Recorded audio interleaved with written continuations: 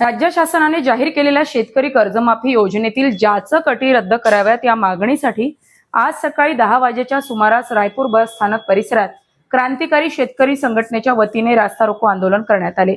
यावेळी संतप्त शेतकऱ्यांनी शासनाच्या कर्जमाफी संदर्भातील शासन निर्णयाची म्हणजे जी.आर. परत जाळून निषेध व्यक्त केला। क्रांतिकारी शेतकरी संघटनेचे अध्यक्ष रविकांत तुपकर यांच्या नेतृत्वाखाली झालेल्या या आंदोलनात रायपूर परिसरातील शेतकरी मोठ्या संख्येने सहभागी झाले होते।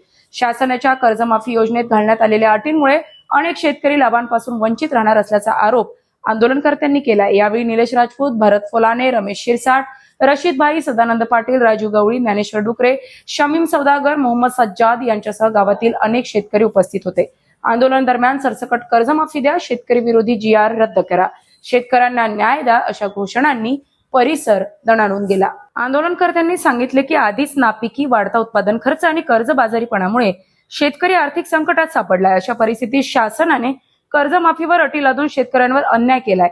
आंदोलनकर्त्यांनी यावेळी शासनाच्या कर्जमाफी धोरणावर तीव्र नाराजी व्यक्त केली। 2014-19 मधील कर्जमाफीचा लाभ घेतलेल्या शेतकऱ्यांना नव्या कर्जमाफी योजनेतून वगळण्याचा निर्णय अन्यायकारक असल्याचा आरोप करण्यात आला। त्या काळात कर्जमाफीचा लाभ मिळाला असला तरी त्यानंतर अनेक शेतकरी पुन्हा कर्जबाजारी झाले असून नैसर्गिक आपत्ती, नापिकी आणि वाढत्या उत्पादन खर्चामुळे त्यांची आर्थिक परिस्थिती अधिकच बिकट झाली आहे। त्यामुळे शेतकरी वर्गावर अन्याय हा कदापि सहन करणार नाही अशी जोरदार मागणी आंदोलनकर्त्यांनी केली।